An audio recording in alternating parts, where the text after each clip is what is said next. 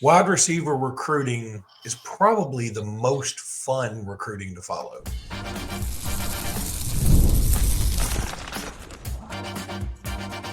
You are Locked On Bama, your daily podcast on the Alabama Crimson Tide, part of the Locked On Podcast Network, your team every day.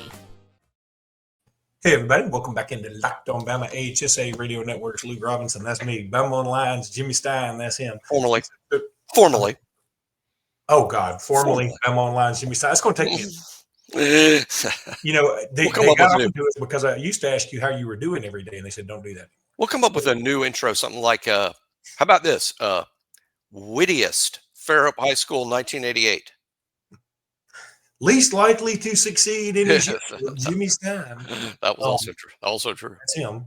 And this episode is brought to you by FanDuel. We'll talk about FanDuel in a bit. Thank you, everydayers, for being here every day. Thank you, newbies, for being here today. Thank you for making us first listen every day.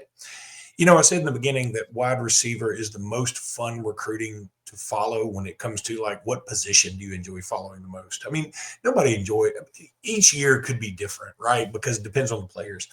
But I think on the whole, wide receiver is the most fun. I think quarterback is probably the most nerve-wracking. That's the one you got to have. Like, you just got to have a good quarterback. And it's more professional and buttoned up a little bit. Wide receiver, like, they're usually 4 to 6 guys on your board. And of course, you'd love to get all 6 of them, but you know, reason jumps in and logic, and you can't do that. That doesn't make sense. But this year for Alabama, I think wide receiver is going to be the most fun to follow, period. And everybody loves to think about the wideouts, right? You know, when you had Devontae Smith and Jalen Waddle and Jerry Jeudy and Henry Ruggs, and I mean, that's just ridiculous to have that group. And then you know, John Mechie's in there. I mean, you just had that group was unbelievable. So would it be possible to get another group like that? I don't know that they'll sign, and all those guys weren't the same class either, by the way. But I don't know if you'll sign something quite so good. But, you know, Alabama's in on some pretty serious names. And Tristan Keys, he's the number 1 wide receiver on 3 out of Hattiesburg. Cederian Morgan. I've got a funny story about him here in a minute. From Benjamin Russell right here in Alexander City where I am, Booby Feaster, and then Calvin Russell from Northwestern High School in Miami. If you're a wide receiver in Miami, you're being recruited, bottom line. And so those are 4 dudes right there. And then we talked about, was it Corey Barber from out of Birmingham area? Another fantastic player. So, I mean, there are wide receivers everywhere, Jimmy. Where do you think this class ends up?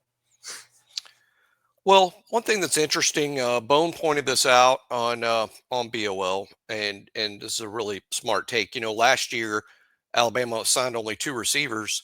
They didn't really recruit that many. There was not this wide net that was cast. It was pretty specific in terms of, hey, you know, they only were interested in the small handful of guys, which sends every signal that they only intended to sign maybe 2, because that's the way recruiting works.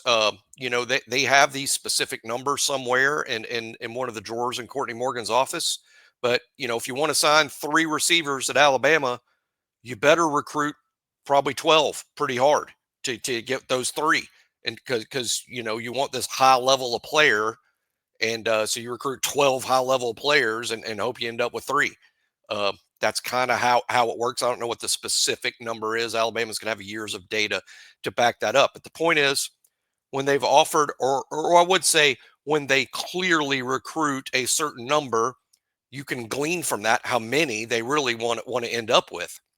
And then, of course, you take as many as you can get, you know, of big-time guys you can't turn away. So this year, as Bone points out, they've already offered more and are recruiting more receivers in this 26 class than they did in 25 already, which goes to show this is going to be a bigger wide receiver class. Now, how many? Last year it was 2.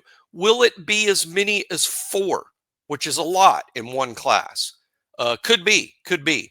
I think you boil it down to who those targets are. And Luke's already pointed out 2 that I think are going to get the lion's share of the attention, and Alabama has a good chance with them, and that is C.D. Morgan from Benjamin Russell and Tristan Keys from Hattiesburg, Mississippi. I think those are 2. They have more high-level targets, but those are the two headliners. Alabama's in good shape for both, or is in a really good spot with both. There's other guys like Booby Feaster, that they have a chance. Booby's going to come spend 3 days in Tuscaloosa on an unofficial visit. That's a significant news item is what that means. I mean, he's serious about Alabama to carve 3 days out of his free time to spend in Tuscaloosa, I think during a spring break period, somewhere around there. There's other guys. I'm a big fan, and it's growing, of Corey Barber from Spain Park. And he is not a fallback guy. Look at his offer list is getting pretty ridiculous with the Ole Misses, the Texas A&Ms, the Georgias, top 10. He has offers, takeable, committable offers from multiple top 10 programs. So that is not a fallback guy by any means. And he's growing in terms of his stock. So that's a guy to keep an eye on. But no doubt Tristan Keys and Cederian Morgan, they're your headliners. I think Alabama's in really good shape for Morgan. Keys in a small final group, so which means you have a real shot. You got to get him on campus for that official visit. See if you can't get him to commit then. So, but that's kind of where it's at. I think last year's group was good because me and you both, Luke, are fans of Lotsier Brooks and Derek Meadows. I know we're excited to have both of those guys, but this year's group, I think the takeaway from today's show should be this year's group is going to be bigger one way or the other. Look, I got to bring this up. I hope I don't step on anybody's toes anywhere on here, but I got to bring this up. Yesterday, a text was sent to me with a screenshot of an Auburn message board talking about how Cederian Morgan, he's already locked up in Alabama because something nefarious is going on, is what the implication was. And I hesitate to almost show the screenshot because I hate putting people's names out there. I really do. But it's already out there. So I guess this isn't bad. So I'm going to do this because it has a personal connection to me. I'm going to go ahead and put it on the screen here. Yeah, I don't know if you can even read that, but it's basically an Auburn message board, and it's saying Cederian Morgan's locked up for Bama because blah, blah, blah, some other junk. And it said, one of the guys said, look, they're two big boosters down in the Alexander City area. And another guy chimed in, well, is it this guy who's a friend of mine, so I'm not going to say his name, or is it Ricky Robinson, who is my father? Now, let me tell you this. I can assure any other people listening, hear me well. My father hasn't been to a Alabama game in 15 years. He hasn't been to a BRHS game in 30 years. And I can assure you, if anybody down here is a booster, it ain't my dad. He asks me every day during football season, who's our quarterback again? So I promise you, my father is not paying any money to anybody for any reason to do anything for Alabama unless it was me going to school there back in the early 90s.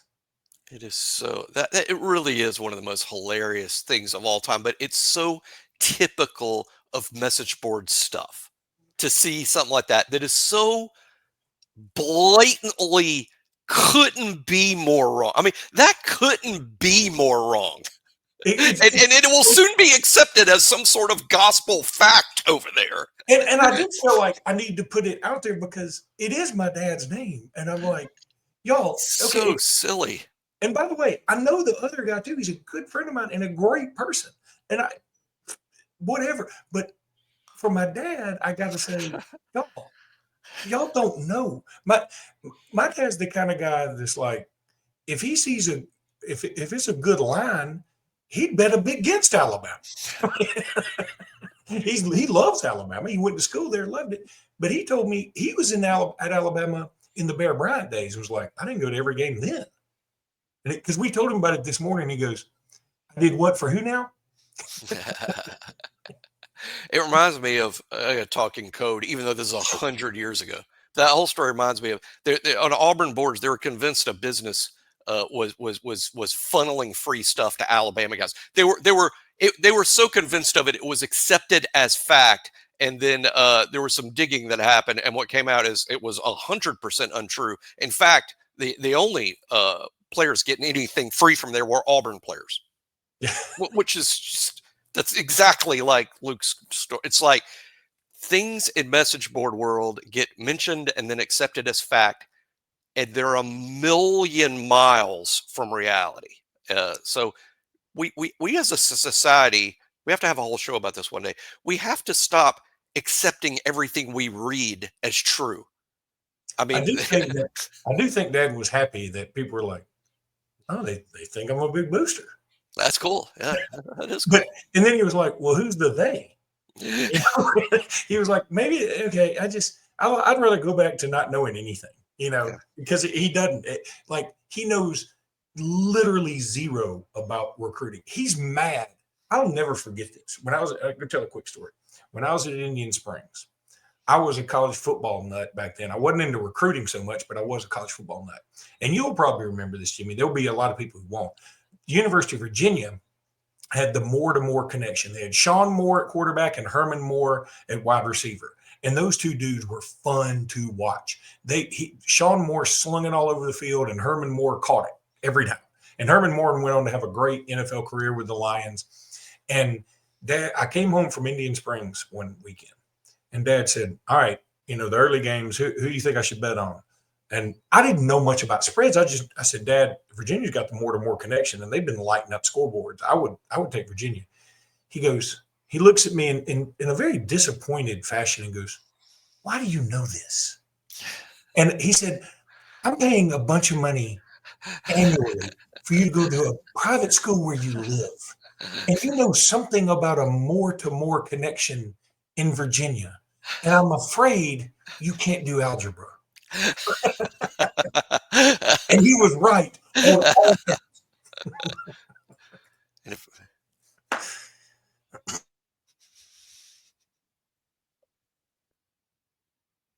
They got muted somehow. You got muted somehow. I did. That's weird. I was pausing for dramatic effect. Mission accomplished. That's my new excuse for muting. Okay. March basketball is here, and there's no better way to get in on the action than with Prize Picks, the best place for daily fantasy sports. With Prize Picks, you pick more or less on at least 2 player projections. And if you're right, you win up to 1,000 times your cash. It's fast, it's easy, and it keeps every game exciting. This week, I'm looking at Jason Tatum for more than 29 points and Anthony Davis more than 12 rebounds. I'm going to say again, I don't know that Anthony Davis is playing, so I better change my prediction on that one. But I'm reading what I got here. Download the app today and use code LOCKEDONCollege. Get $50 instantly after you play your first $5 lineup. That's code LOCKEDONCollege for $50 instantly after you play your first $5 lineup. Because at Prize Picks, you know this. I mean, I got to tell you, you run your game.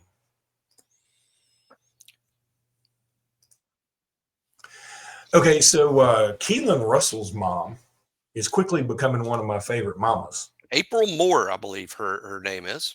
See, I'm Miss April Moore. The Moore connection. There you go. You got more to more. You got more people to talk about.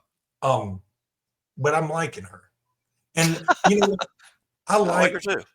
I like Alabama players' mamas who contribute and promote the brand. I like Mark Sears' mom. Is that everyone but Landon's mom?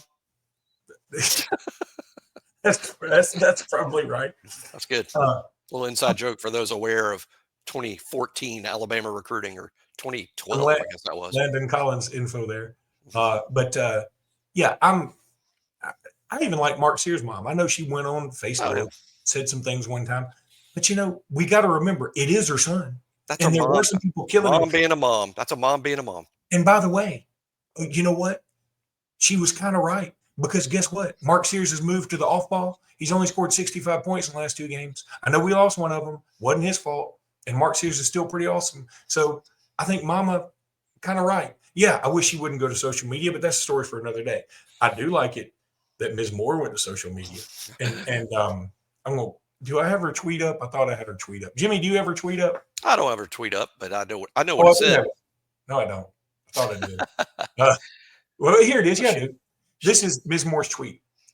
She says, when I say I'm 100% pleased with Alabama football athletics and the university period, I think she meant to say, I mean it. But she left that part off. But that's okay.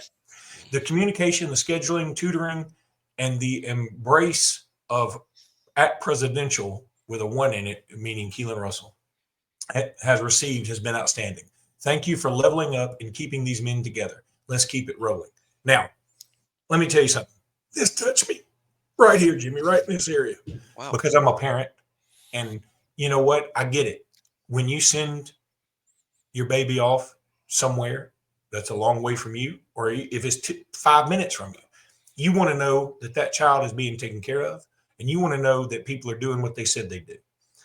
So not only do I feel like, okay, this coaching staff's got it together, they're keeping in touch with her, they're letting her know what's going on. I'm going to tell you something else I'm very proud about Alabama, and maybe every other college does this. I know Arizona State does to a degree because I got a child there. I can tell you this. I got a child that's taking classes at Alabama now online because she's going to Bama next year. And they're updating me as often as they possibly can. They're updating me so much, I kind of wish they'd quit updating me. Like they're updating me a lot. And I can tell you this, my parents didn't know anything when I was at Alabama. I'd come home with a report card, and then I was either lauded with praise or I was in trouble. You know, back in my day, I do know kids who were like, well, I'm not doing well. I'm just going to ride this semester out and then take my butt whooping when they get my report card or grades or whatever. I don't think they have a report card, but and so I'm glad to know that the university is keeping the parents aware of all this. And maybe every university does do this. Maybe it ain't a big deal. I'm just glad no mine is doing it. No, it's fantastic. And I also think important, with his Twitter handle, we got to come up with good name for him. What about because of his Twitter handle El Presidente? Should we call him that? I think it's just presidential, right? I think it's just presidential, but we're not going to call him that. But I like El Presidente. I have no idea. Is there any Latino reason to call him El Presidente? I just like how it sounds. Okay. I like how it sounds. Now, the players on the team, and I suppose this is important, the players on the team in the locker room, they call him Key. K-E-E. Yeah, I saw that. And that, okay, I suppose we should do that because that's what the cool kids are doing. But I sort of like El Presidente, even though I'd be the only one out there doing it. I think the mom is recruiting inadvertently. That tweet will be shared with other moms, but for the exact same reasons that Luca brought up before. If you're pleasing mom, you're going to be pleasing a lot of moms, and I just think what a compliment that is, and it's probably the university and the athletic department. But let's decide that it's really about Kalen DeBoer and his staff. And so what a compliment that is. He just got here, shows that, hey, my baby's been gone to college now for 2 months, and I couldn't be happier with how he's being treated and how this is going, and how they're taking care of him. And I don't think when she tweeted, I think she was just being honest and wanting to share with the world some happiness. But I do think she inadvertently helped Alabama's recruiting with that, because other recruits' parents are going to be shown that. And kudos to whoever at Alabama is making April Moore feel so comfortable, because her baby is, hey, Dallas to Tuscaloosa, that's not a hop, skip, and a jump. It's not an impossible drive by any means, but it's not a hop, skip, and a jump. And she's got to be a little nervous about her kid being that far away from home for the first time. And that was interesting to see, and why it made the show. And hey, and the more comfortable Key is, the better he's going to play, right? So, and we got spring practice coming up 1 week from right now. They'll be on. And by the way, he's getting, and I don't know where. Look, apparently this came from like Steve Wiltfong. It was on 3, and some people had done some digging about. Okay, let me hear about how some off-season stuff's going, and Keelan Russell was getting a lot of praise. Yeah. Another guy that was getting, 2 other guys were getting a lot of praise that surprised me none. Ivan Taylor, I'm telling you, Jimmy, outside of Keelan Russell, I'm going to say it again. When that event I went to a few weeks ago, all the coaches that came up and brought his name up, their eyes got this big when you talk about Ivan Taylor. Love them some Ivan Taylor and Justin Hill. Interesting that it'll be those 3, and I'm totally driving the Ivan Taylor train. I'll even go this far before spring practice. It's a heck of a thing to say because spring practice hadn't started. I think Ivan Taylor, if he plays that Husky spot, and he might, I think he's going to push Deshaun Jones for a starting spot That's the early whisper or the early. Now, if he plays just regular deep safety, he's not going to beat out Keon Sabb. He's not going to beat out Bray Hubbard. A true freshman's just not going to be good enough to move one of those two out of the line. Those guys are all SEC candidates and upperclassmen. But Deshaun Jones, his hold on Husky would be more tenuous. That's the vulnerable spot, I think, in the Alabama secondary. No corner, good as Dijon Lee's going to be, he's not going to beat out Xavier Brown or Damani Jackson. So it is that Husky spot where we could see some movement. And I like Ivan Taylor there. Boy, nice segue, though. We were doing Key. Now we're doing Ivan. Good. Why is that the segue? Well, what I mean is we meant to talk about Keelan Russell this segment. Oh, We okay. ended up doing a whole Ivan Taylor segment, but that should just show you. I mean, we did this for 2 years with Ryan Williams, where basically the whole show, no matter what the topics were, it kind of turned into a Ryan Williams show for 2 I didn't years. want to say anything, Jimmy, but I'm beginning to see why Bama Online wanted to. Yeah, exactly. For not staying on topic. That was the reason number one. You don't stay on topic. Oh, nothing better than a friend who makes fun of your woes, right? Exactly. And the unemployment line to get kicked in the chest. All right, let me tell you about FanDuel real quick because FanDuel's the best. I've been telling y'all about FanDuel forever.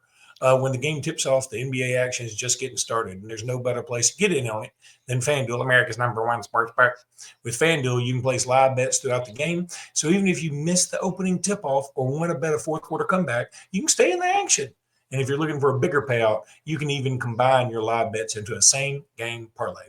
I love using FanDuel's live betting feature because it keeps every moment of the game exciting, whether I'm backing my team for a late-game rally or picking a player to hit a clutch three. Right now, new FanDuel customers can get 150 smacks in bonus bets if your first $5 bet wins. Just visit FanDuel.com to join today. That's FanDuel.com for your shot at $150 in bonus bets. Make every moment more with FanDuel, the official sports betting partner of, tell them, Jimmy, the NBA. I'm so proud you keep getting that right. This summer, it's probably going to be MLB, right? I mean, probably. I guess. It's the only thing. Well, the NBA isn't over until, sometime. That's a good point. January of 27. Well, it's in mid-June. It ends just in time for training camp to open in July. Let's talk some SEC basketball race here for a second because it's coming down to the wire.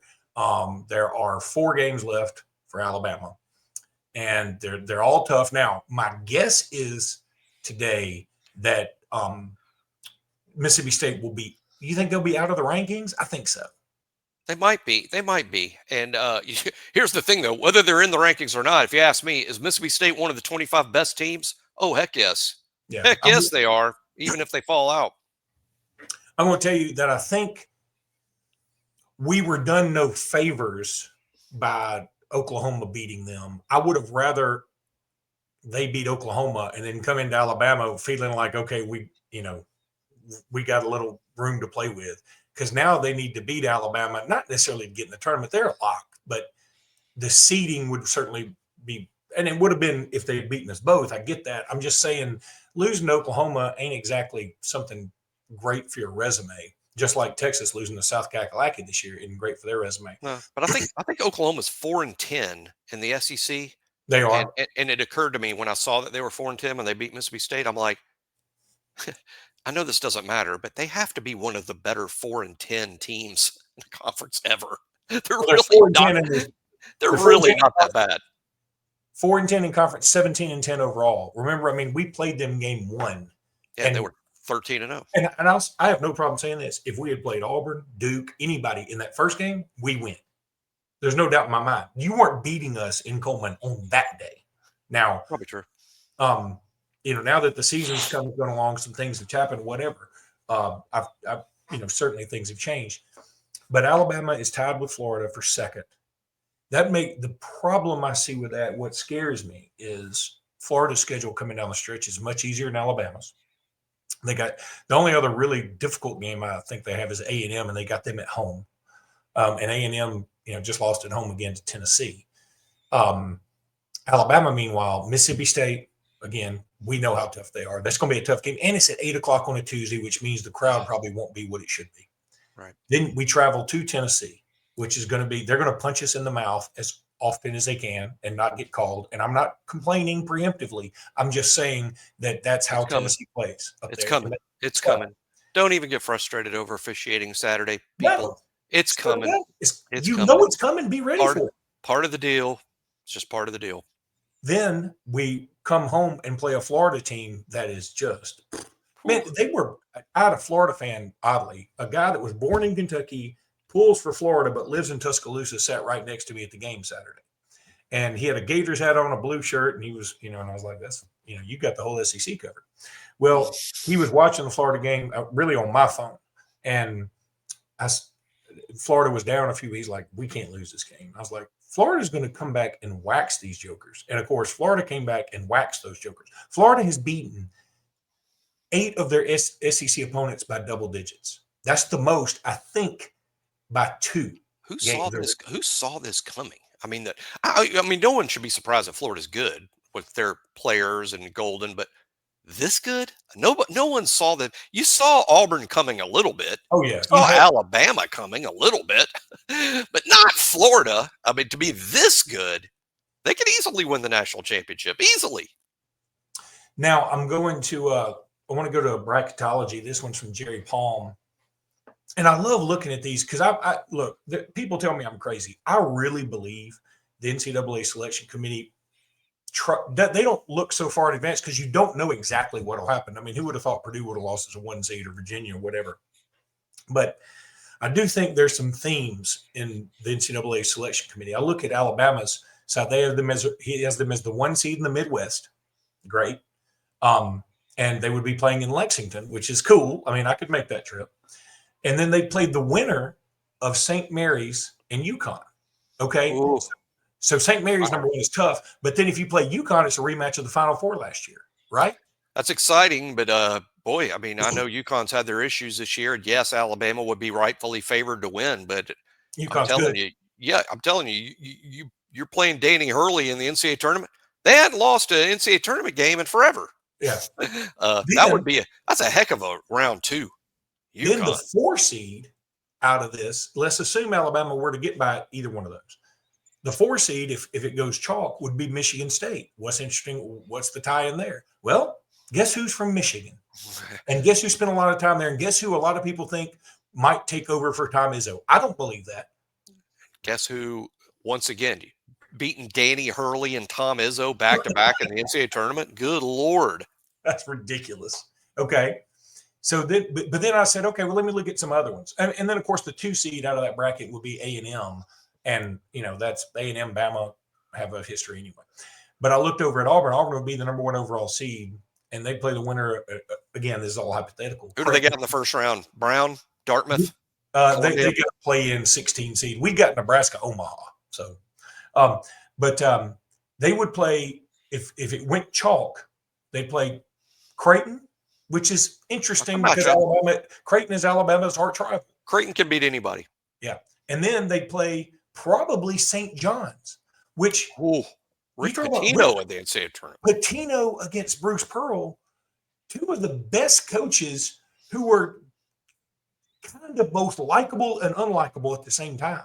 Their fans love them and everybody else does not. That's right. That is like what an amazing game that would be. And I'm just sort of perusing this as I'm talking, because those are the only 2 that I went so far to really analyze.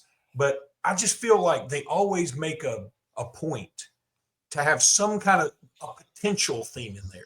It doesn't necessarily have to even be likely, and I know you could say that about so many combos, but if Alabama were to play UConn, who they played last year in the second round, and then they were to play Michigan State, where, the whole state of Michigan tie-in and Nate Oats stuff, that'd be bananas, man. Oh, yeah. Oh, shout out to Nate Oats, who this week passes Wimp Sanderson. Most wins against ranked teams in Alabama history. Wimp was the current record holder. Took him 12 years to rack up that many wins against ranked teams. Nate did it in 6 years.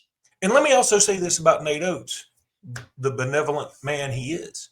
I thought he brought up a great point. he both complimented himself and Wimp Sanderson at the same time too. Did you hear what he said? He said, well, in Wimp's defense, the league probably wasn't as good back then, so he didn't have as many opportunities to play ranked teams. That is brilliant. That was magnanimous. It was magnanimous of him to say that. He is a big Wimp. He is a big Wimp fan. I mean, he even wears the jackets, right? That's a shout out to Wimp and a shout out to Alabama's history. Nate always calls himself a basketball junkie and was well aware of Alabama's success under Wimp Sanderson. And I believe it was a strong factor in Nate Oats deciding to take the job because of Wimp's level of success. Nate knew I can win there. Wimp won there. I can go there and win. And I think that's a part of why Nate's here and why he's so quick to give Wimp shout outs. Well, what was so great about that too, and this sort of dawned on me, that, it's one thing to go to Alabama. Now, Nick Saban was able to do it. But how do you ever eclipse Bear Bryant? In some people's mind, Nick still hasn't done it. In mine, he has. But now it's like forever, no matter how good Kalen DeBoer is, how do you eclipse Nick Saban? You kind of don't. But if you're Wimp Sanderson, who was great and did a lot of fantastic things, Nate Oats looked at it like, not only can I have success, I think I can take it to another level. Mm-hmm. And do you see what I'm saying? Okay, yeah, boy did he. And boy did he. And boy did Nick, I think. Because to me, Nick's the greatest coach of all time. And if anybody wants to say, well, I'll give you, okay, Bryant was the greatest coach of his era and Saban's the greatest coach of his era, but I think Saban's the greatest of all time. And I don't even know that we fully grasped. Might take some years to get away from Nick before we fully grasp what he was able to achieve. Totally. It's beyond stunning.